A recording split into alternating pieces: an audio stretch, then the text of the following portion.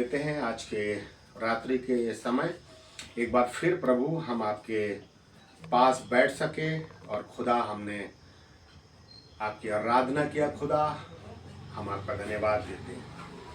वचनों पर अपना प्रकाश डालें प्रभु। आपके बिना हम अधूरे दिन के जन्मे हैं। हमारा ज्ञान अधूरा है और हमारे जीवन का प्रकाश भी अधूरा है, लेकिन जब हम तेरी रोशनी के सामने आते हैं प्रभु हम चमकने लगते हैं। तेरा प्रकाश इन वचनों के माध्यम से चमक सके खुदा, ताकि जहां हम अंधेरे में हैं वहां तेरी रोशनी पाकर हम भी चमकने पाए। वचनों से बोले बातचीत करें यीशु के नाम से मांगते। हमने मत्ती 15 अध्याय उसका 29, 30 और 31 हमने पढ़ा। जीवन में जब हम यीशु मसीह पर विश्वास करते हैं और यीशु मसीह के साथ हम जब रूहानी जिंदगी में आगे बढ़ते हैं तो हम धीरे धीरे यीशु को समझने का प्रयास करते हैं कि यीशु नेचर में कैसा है, बिहेवियर में कैसा है, उसकी सोच क्या है।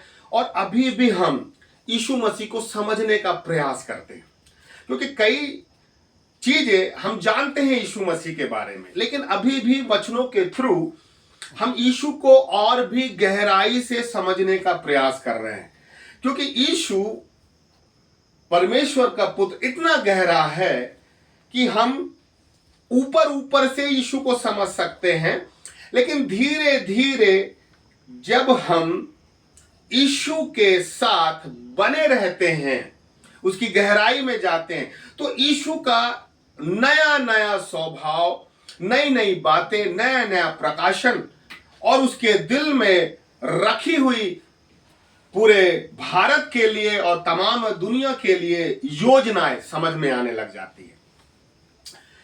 कई बार हम यीशु मसीह से ये बोलते हैं कि प्रभु हम विश्वास में आ गए, प्रभु हमारे जीवन में काम करें।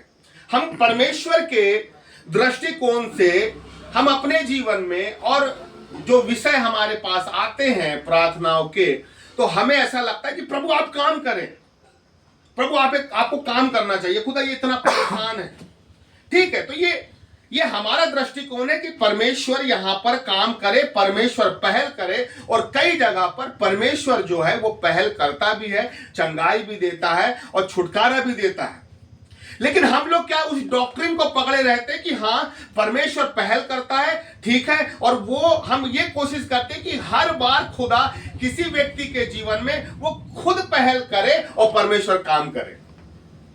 ठीक है, हमने खुदा को इतना समझ लिया कि हाँ परमेश्वर पहल करता है अपने लोगों के जीवन में काम करने के लिए। लेकिन मैं यदि ये सोचते रह जाऊं कि हाँ परमेश्वर ही पहल करता है, तो ये शिक्षा गलत हो जाएगी। परमेश्वर पहल करता है, ठीक है, लेकिन परमेश्वर ही, ये जो ही शब्द है, परमेश्वर ही पहल करता है, तो ये गलत हो जाता है। कई जगह पर परमेश्वर ने हमारे जीवन में पहल किया और हमें उठाया, संभाला, कई हिस्सों में हमें उसने छुटकारा दिया। लेकिन ये खुदा का काम है कि खुदा व्यक्तियों के जीवन में पहल करता है, लेकिन वो अब उम्मीद ये करता है कि तुम अपना एक कदम बढ़ाओ, तब मैं अपने 10 कदम बढ़ाऊंगा। आशीष पाना है, चंगाई पाना है, तो अब यदि खुदा के बड़े काम को देखना है और मैं अपने स्थान पे बैठे रहूं और ये सोचूं कि परमेश्वर पहल करेगा, बस परमेश्वर आएगा मेरे पास और परमेश्वर ही मुझे सारी चीज देके चला जाएगा, तो ये डॉक्ट्रिन गलत है। ये कई बार खुदा ऐसा नहीं करता। खुदा क्या करता है? खुदा बोलता है अब मैं यहां पर हूं, अब तुम मेरे पास आओ।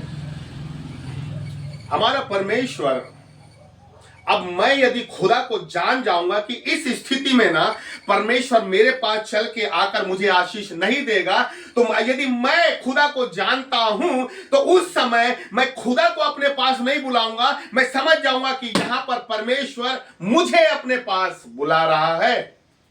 अगर आपने ये जो 29वां पद पढ़ा कि यीशु मसीह गलील के झील के पास आया और क्या लिखा है? और पहाड़ पर चढ़कर बैठ गया। अगर आप देखें तो गलील के किनारे 3 बड़े बड़े पर्वत थे, पश्चिम में, उत्तर पश्चिम में, उत्तर पूर्व में, ठीक है ना। अब किस पहाड़ पे चढ़ा है हमें नहीं मालूम, लेकिन मेरा जो सोचना है, वहां पर एक था ताबोर पर्वत। कौन सा पर्वत? ताबोर पर्वत। और इस पर्वत पर मेरा सोचना है या मेरा मानना है कि यीशु मसीह इस पर्वत पर जाकर क्या हुआ? बैठ गया। मतलब पर्वत तो बड़ा होगा, अब उसने नीचे से, पर्वत के नीचे से अपनी अपनी यात्रा चालू की और ऊपर जाकर पहाड़ के टॉप में जाकर वो बैठ गया। अब आप देखिए कि यीशु मसीह उस ताबोर पर्वत पर उसके चोटी पर जाकर बैठ गया है। और जब भीड़ जो है लंगड़ों को, टुंडों को और किसको? अंधों को लेकर, गूंगों को लेकर पहाड़ के कहां आ गए? नीचे आ गए। और जब उन्होंने देखा कि हाँ यीशु मसीह पर्वत पर, कहां पर है? ऊपर है, तो ये जो लोग पर्वत नहीं है, पहाड़ शब्द है, पहाड़ के नीचे बैठे हुए हैं ना, ये सोचिए ये लोग वहीं पर बैठे नहीं रहे। आज बहुत से लोग पहाड़ के नीचे बैठे रहते हैं और ये सोचते हैं यीशु मसीह कब तक बैठा रहेगा वहां पर। घर जाना होगा ना यीशु मसीह को, वो उतरेगा तब हम पांव पकड़ लेंगे और यीशु मसीह हमें चंगा करके चला जाएगा। आज बहुत से लोग पहाड़ के नीचे बैठकर यीशु मसीह के उतरने का इंतजार कर रहे हैं कि खुदा हमारे जीवन में काम तब करेगा जब वो नीचे से उतरेगा, और हम यहां नीचे वेट कर रहे हैं। खुदा कई बार ये नहीं चाहता कि हम वेट करते रहे। खुदा ये चाहता है कि तुम नीचे क्या कर रहे हो? मैं यदि ऊपर हूं और तुम नीचे हो तो तुम्हारा नीचे कुछ भी स्थान नहीं है। तुम्हें क्या करना है? तुम्हें पहाड़ पर चढ़ना धीरे धीरे है, और जहां यीशु मसीह है वहां पर पहुंचना है। अब आप देखिए, अंधे, लंगड़े, लूले, ये लोग क्या है? क्या इन्होंने संघर्ष नहीं किया होगा उस पहाड़ पे चढ़ने पे? अगर ये नीचे बैठ जाते ना तो ये अपनी चंगाई, अपनी ब्लेसिंग खो देते। लेकिन इन लोगों को मालूम था यीशु है वहां पर, और इन लोगों ने भीड़ के साथ, ये लोग क्या है? पहाड़ पर चढ़े। इन्होंने क्या किया? संघर्ष किया। कई बार आशीषें, कई बार वरदान, कई बार छुटकारा, कई बार चंगाई पहाड़ के नीचे नहीं मिलता, कई बार छुटकारा ना पहाड़ के ऊपर मिलता है। हमारा नीचे कोई स्थान नहीं। खुदा बोलता है जहां पर मैं हूं वहां पर तुम्हें बैठाऊंगा। तो जहां मेरा खुदा जिस पहाड़ पर बैठा है वहां पर भी हमें संघर्ष करके पहुंचना पड़ेगा। यदि ये लोग वहां पर बैठे रहते और इंतजार करते कि यीशु आएगा, चंगा करके चला जाएगा, तो इन्हें कुछ नहीं मिलता। लेकिन ये लोगों ने क्या किया? मेहनत किया। अब आप कल्पना करो, मैं इसको ऐसा लेता हूं, ठीक है, कि भीड़ जिसके पास आंख है और पैर है सब तो बड़ी आसानी से चढ़ गए होंगे, लेकिन आप कल्पना करें अंधे लोगों को कितनी दिक्कत हुई होगी, लंगड़े लोगों को कितनी दिक्कत हुई होगी। चलो गूंगे लोगों को दिक्कत नहीं होगी, ठीक है चलिए, लेकिन आप कल्पना करें अंधों को, लंगड़ों को, इन लोगों को पहाड़ में चढ़ने के लिए कितना समय लगा होगा और कितना एफर्ट उन्होंने वहां पर लगाया होगा। अब वहां लिखा है कि भीड़ लेके जा रही है, तो भीड़ लेके जा रही है तो इसका यह मतलब नहीं कि गोदी में बैठा लिए, भीड़ ने हाथ पकड़ी होगी। लेकिन संघर्ष उन व्यक्तियों को करना पड़ा होगा जिन्हें चंगाई चाहिए। मुझे यदि खुदा से कुछ यदि चाहिए ना, तो मैं पहाड़ के नीचे मुझे वो आशीष नहीं मिल सकती। मुझे पहाड़ पे चढ़ने की कोशिश क्या करना पड़ेगा अगर मुझे खुदा से कुछ चाहिए तो। ये जो ताबोर पर्वत था, इस ताबोर पर्वत पर यीशु जाकर क्या हुआ? बैठ गया। और अगर आप लूका 9 अध्याय उसका 28 से 36 तक पढ़ते हैं, और 2-3 जगह वर्णन है कि जहां यीशु जिस पहाड़ पर चढ़ा वहां पर मूसा और एलिया उससे बात कर रहे थे, और यीशु मसीह का जो चेहरा था वो कैसा हो गया? सूर्य के समान चमकने लगा। ये वही पर्वत था जिस पर यीशु जाकर बैठा हुआ था, जिसे रूपांतरण का पर्वत बोलते हैं, पहाड़ बोलते हैं, वो था ताबोर का पर्वत।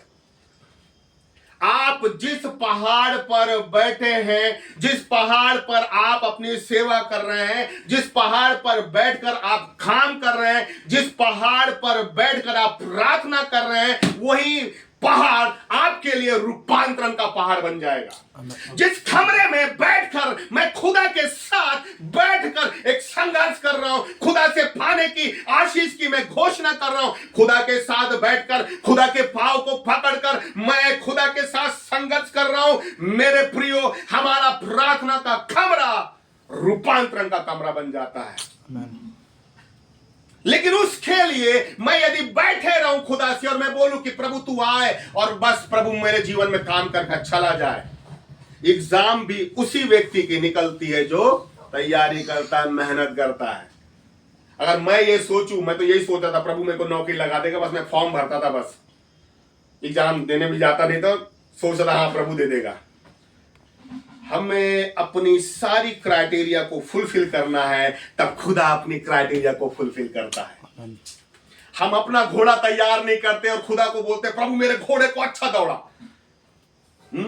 मुझे मेरा पार्ट करना है और खुदा जो है अपना पार्ट करेगा। तो पहाड़ के नीचे हमारा कोई भी स्थान नहीं है। पहाड़ के नीचे यदि हम बने हुए हैं, हम केवल खुदा से बस मांगे जा रहे हैं, मांगे जा रहे हैं, मांगे जा रहे हैं और कर्म नहीं कर रहे हैं, तो वो पहाड़ मेरे लिए कभी रूपांतरण का पहाड़ नहीं बनेगा। वो पहाड़ मेरे लिए कभी आशीषों का पहाड़ नहीं बनेगा। वो पहाड़ मेरे लिए कभी छुटकारे का पहाड़ नहीं बनेगा। जो कमरा, जिस कमरे में बैठकर हम खुदा के साथ बैठकर हम लगे रहते हैं, प्रार्थना करते हैं, और यदि उसमें लगातार हम बने हुए हैं, तो वही कमरा रूपांतरण का कमरा हो जाएगा। आप जब वहां से निकलेंगे ना, तो खाली हाथ नहीं, आशीषों के साथ निकलेंगे। उस कमरे में की गई प्रार्थना आपके कंप्यूटर में आपको रिजल्ट के समान आपके एग्जाम में दिखाई देगी। उस कमरे में की गई खुदा के साथ मेहनत बड़े बड़े कन्वेंशन में, क्रूसेड में, बड़े बड़े लोगों के साथ बड़ी चंगाई के साथ अपनी खुली हुई आंखों से देखेंगे। लेकिन जो कमरा, जिस कमरे में हमारा खुदा चाहता है कि वो रूपांतरण हो, क्या मैं उस कमरे के अंदर खुदा की उपस्थिति में क्या मैं बैठ रहा हूं? अब हम क्या करते हैं, हम बैठते हैं, बोलते खुदा तेरी उपस्थिति आए। पर मैं इसको ऐसा सोचता हूं, जीवन ऐसा जियो कि आप जिस कमरे में बैठो उस कमरे में खुदा की उपस्थिति आ जाए। और जिस कमरे में खुदा की उपस्थिति आएगी ना, वही आपके लिए रूपांतरण का कमरा बन जाएगा। जब तक खुदा की उपस्थिति नहीं आएगी, कोई भी रूपांतरित नहीं होगा। तो उस खुदा की उपस्थिति के लिए मुझे खुदा के साथ उस कमरे में मुझे बैठना पड़ेगा। हम लोग कई बार यहां बहुत मेहनत करते हैं, करना है, प्रार्थना करना, 2 घंटे बाइबल पढ़ना, और इस बार तो मैं ना जाऊंगा 12 बजे बिल्कुल बैठूंगा, मैं प्रार्थना करूंगा और ये करूंगा वो करूंगा। और जैसे 12 बजे का टाइम आता है, कल से करेंगे।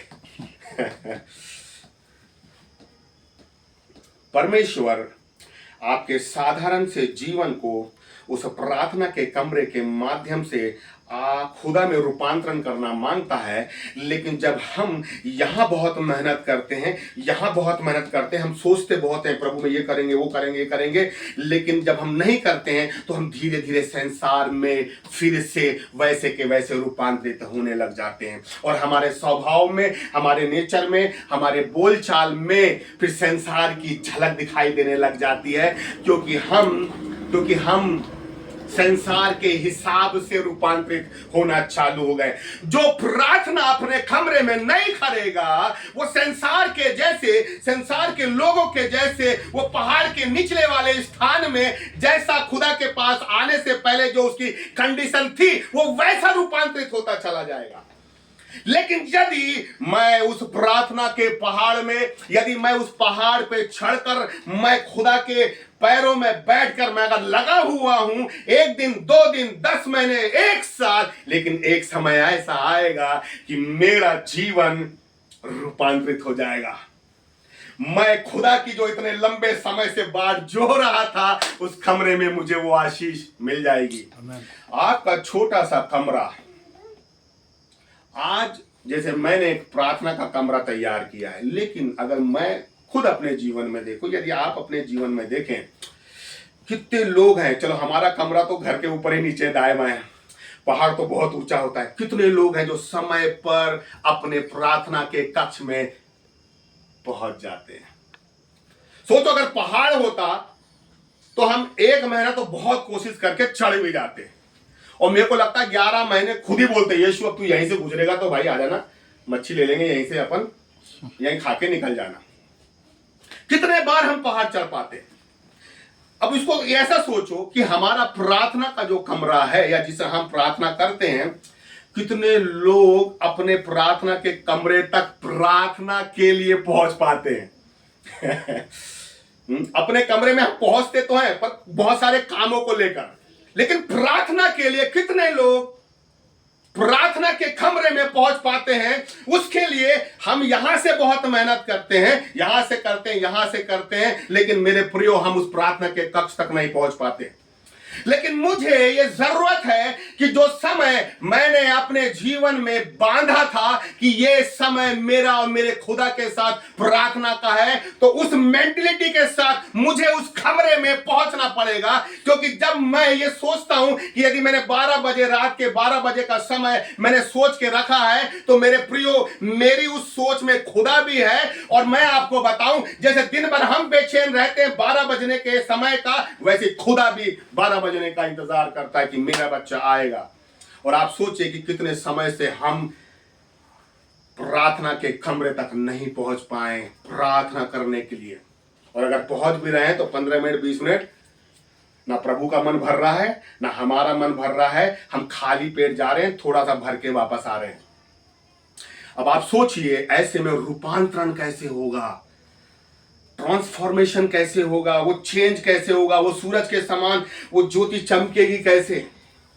उसके लिए मुझे पहाड़ के निचले वाले स्थान में मुझे अपना तंबू उखाड़ने की जरूरत है, और मुझे उस पहाड़ के नीचे अपने हृदय को मजबूत करने की जरूरत है कि प्रभु मैं चढ़ूंगा, बैठूंगा और तुझसे मैं आशीष को लूंगा।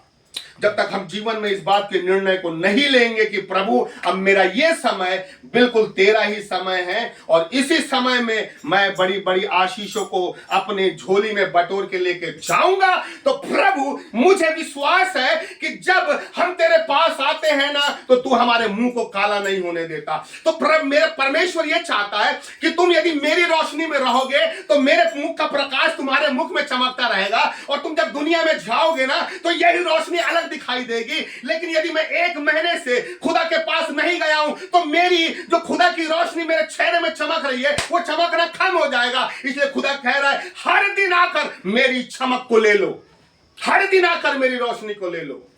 और खुदा अपने मुख का प्रकाश हमारे मुख में चमकाना चाहता है। इसलिए हर दिन खुदा के पास बैठकर खुदा की बाट जोना सीखे कि प्रभु जो तेरी बाट जोता है वो लज्जित नहीं होता। मैं इस विषय के लिए पहाड़ पे चढ़ रहा हूं खुदावंद, और मुझे विश्वास है कि धीरे धीरे जैसे इस पहाड़ की तरफ मैं ऊंचाई पे जाते जा रहा हूं, लेकिन एक समय आएगा कि मैं तेरे पास पहुंच जाऊंगा। उसी समय मैं अपने जीवन में बड़ी आशीषों को पाऊंगा। आइए हम प्रार्थना करें। पवित्र आत्मा हम